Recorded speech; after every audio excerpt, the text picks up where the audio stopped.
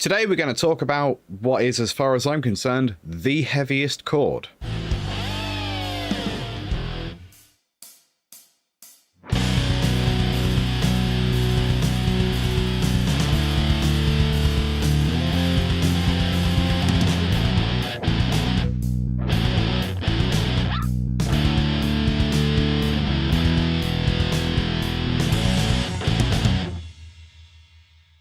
So that, as you heard, was pretty heavy, and I'm not even down-tuned. The chord I'm using here is called an inverted power chord. I'm going to show you how to play it, then I'm going to talk about the theory behind it, and then we'll wrap up with some alterations you can make for your own nefarious music purposes, I guess.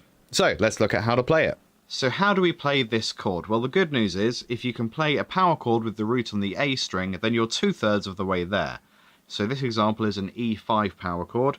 So this is my root note on the A string, this is the 5th on the D string. So all I'm going to do now is take my root finger, number 1, and put it so it's playing on the E string as well. So in this instance, 7, 7, 9.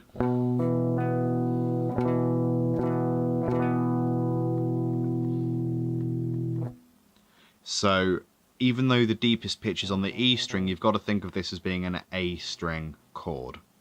You can also do it on the D string, and of course you can move it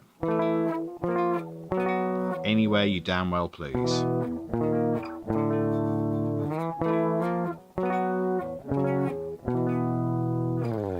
Theory time. So what is an inverted power chord?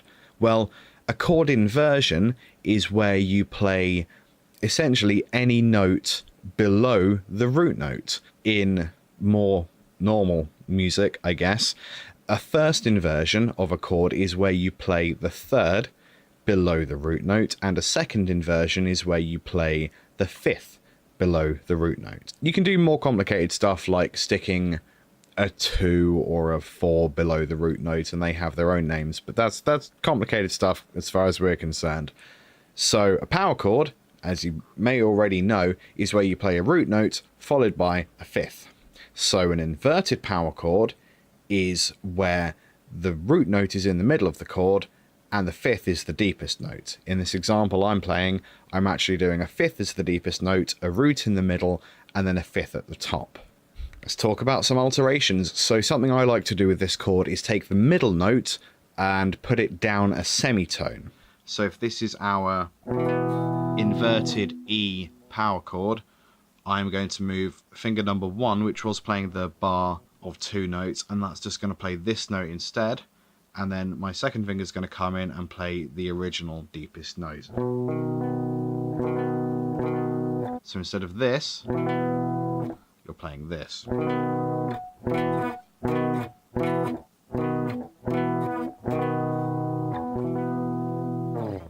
I did this in bar 5 of the example music if you want to take a look at the tablature, which will be on whatever blog site I'm using these days. Now, if we assume that the middle note was the root note, even though we're not playing it anymore, the chord we're implying is a major 7, even though there's no root note and no major 3rd. It's just a 5th, a major 7, and another 5th. And I really like the idea of implying chords without actually playing all of the notes. I find a very weird kind of pleasure in that. So that was the heaviest chord I know. Feel free to use it in your songs. I'm reasonably certain I didn't invent it, and even if I did, I couldn't stop you from using it if I wanted to, which I don't, so go ahead. I've been Liam. I will continue to be Liam, I suppose, and I will also be releasing new guitar videos every Friday at 4 PM GMT. Sometimes they are product reviews, sometimes they will be chord or scale theory like this video, sometimes it's lifestyle tips for musicians, sometimes I'm just complaining about how awful guitarists can be. So if that sounds good to you, then please subscribe, and I'll see you next week. Toodaloo.